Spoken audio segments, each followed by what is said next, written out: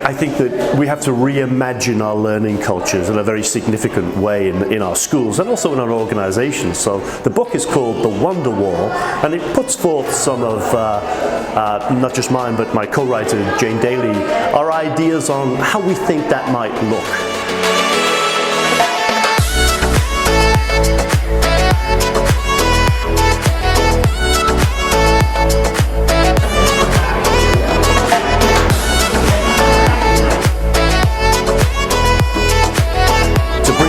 Creativity and the brilliance that lies within all of the people within those schools and school districts and communities in pursuit of awakening the brilliance and the potential in the children.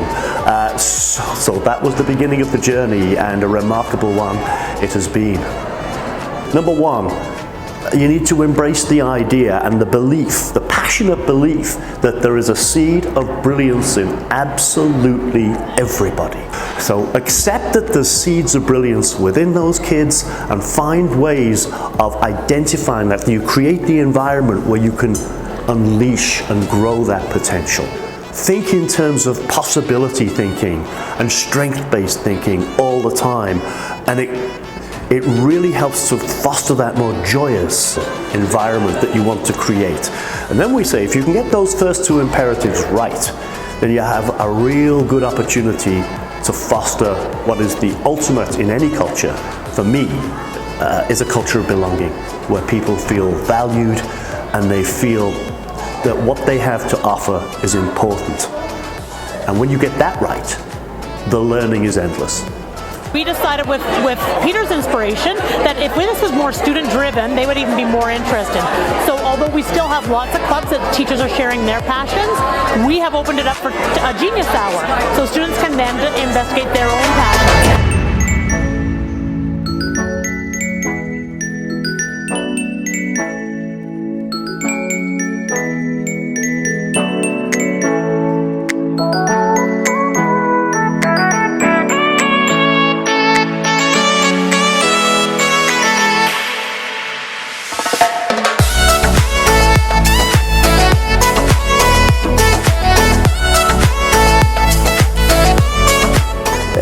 You need to value the importance of listening and storytelling.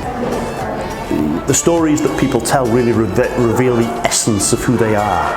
And once people have the ability to tell those stories, it creates a very powerful culture where people can really learn to empathize and to get inside the minds of each other. And that's very powerful for any organization. For our celebration of the extraordinary, rather than reinventing the wheel, we decided let's take something we already do and involve everybody. We need to move from just focusing on diversity to genuine inclusivity. And what I mean by that is that when you have a culture that's genuinely inclusive, then the seeds of brilliance that lie within everybody, the potential that lies within everybody, becomes uniquely important and valuable. Our goal for our project is to celebrate the fact that the extraordinary is already happening. We don't have to make it happen. Any learning is only going to be really powerful if it matters. So you have to make the learning very personal, not just to individuals, but to groups of individuals. It's not always just about the individual, but you have to, and that fosters a connectedness. We need to infuse celebration and joy throughout the learning environment. Celebration needs to be woven through the DNA of the organization. We're now looking at adding some things, carving some time out into our timetable, because our students have spoken and said, this is engaging us, this is what we want, this is where we're growing and learning. It's helping us in the real world, it's helping us decide our futures, helping us become global citizens in the world, and sparking their passion and growth. I understand the complexities of learning and education, and they lie everywhere. But one of the things that I always held very close to my guiding principle, if you will.